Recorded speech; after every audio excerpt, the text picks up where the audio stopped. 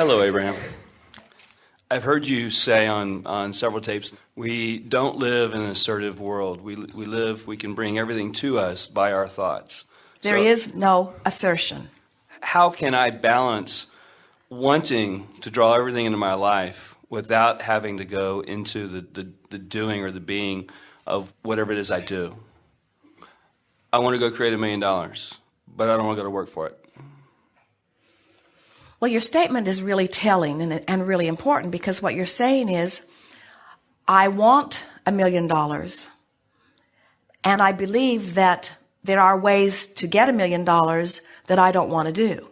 So what you're doing is saying, I want this, but I don't want this. And that's not a very powerful state of being, because you're setting contradiction up right away. So you soften that by saying, I want $1 million, and I want to find a way that is compatible with me to receive it.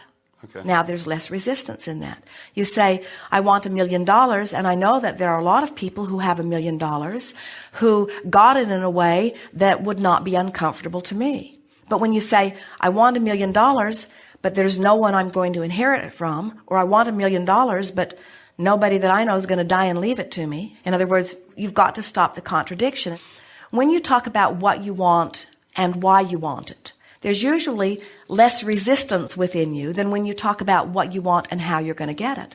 Because when you pose questions that you don't have answers for, like how, where, when, who, then it sets up a contradiction vibration within you that slows everything down. Okay.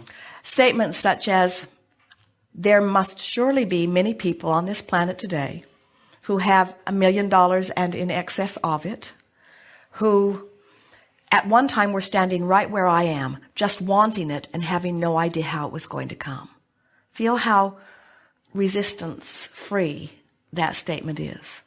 Words like faith and trust are so annoying on some levels, but we want to explain to you the value of them, because even though you don't know how or where or when or who, if you know what, and you've talked about why you want it, and you've practiced the thought of it until it's starting to feel very familiar to you, what begins to happen is things that couldn't happen to you now begin happening, and ideas that wouldn't even occur to you now begin to occur to you, and rendezvous with people that you don't have access to now begin to happen. And when your $1 million and many more come to you, you will wonder where it always was.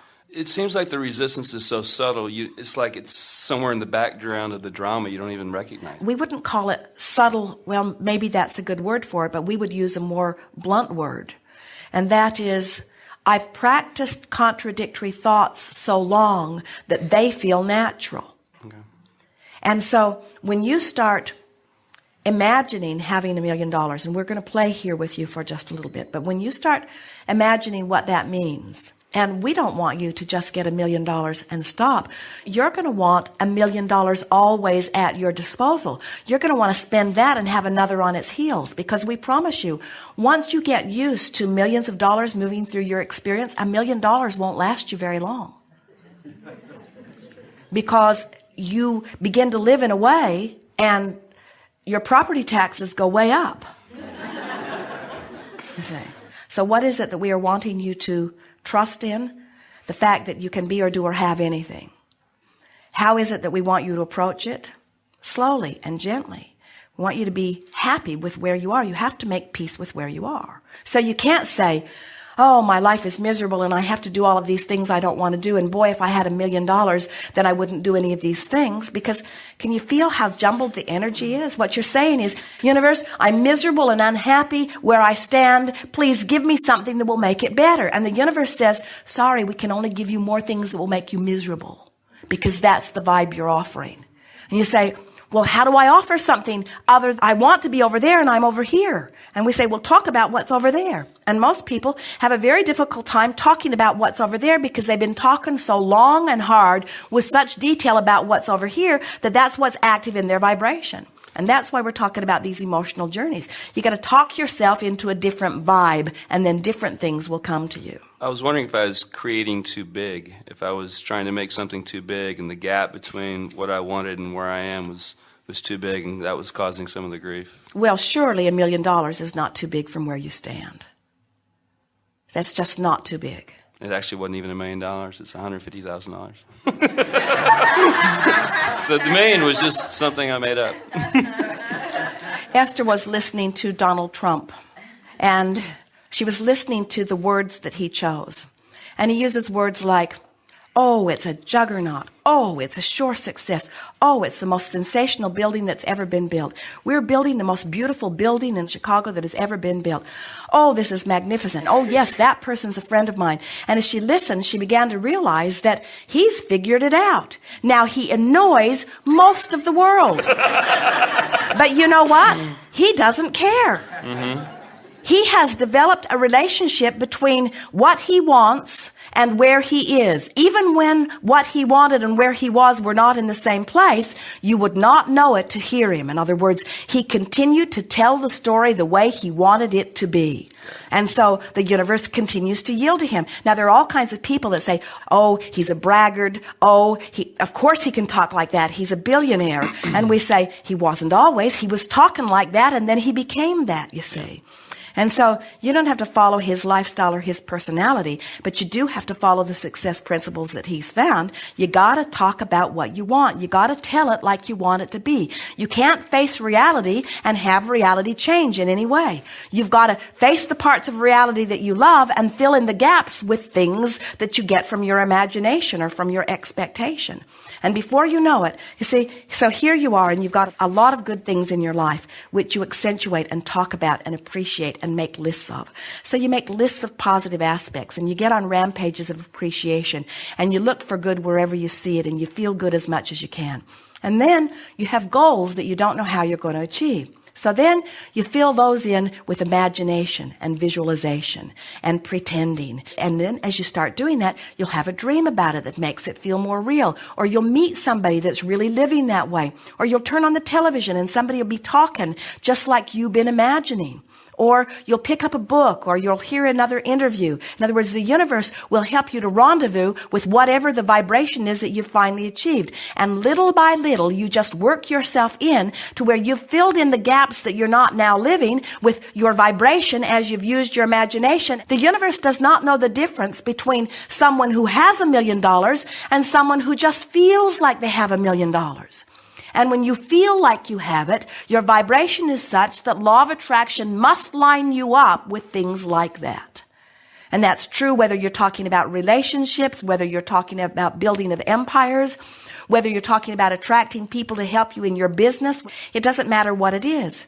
You've got to find the vibration of it, and you've got to practice the vibration of it until the vibration of your desire supersedes the vibration of doubt.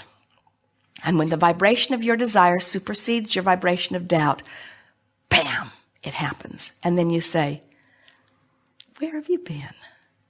You say, I knew you were coming. I could feel you. At first, I just felt hopeful that you'd be there. But eventually, I started really trusting that you'd be there. And then, not very long ago, I knew you'd be there, and there you are. But the things you want can't come until you achieve that knowing.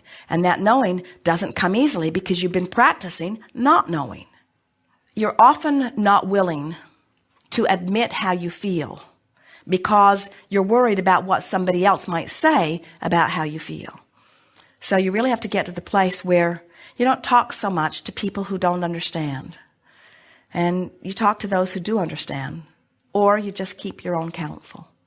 Jerry wrote a paper years ago that said, keep your ideas to yourself until they are fully developed, because he saw so many people that he was counseling in business who he would see become on fire with an idea. But it was a new idea to them, and they hadn't practiced it long enough that it was dominant within them. It was tentative within them.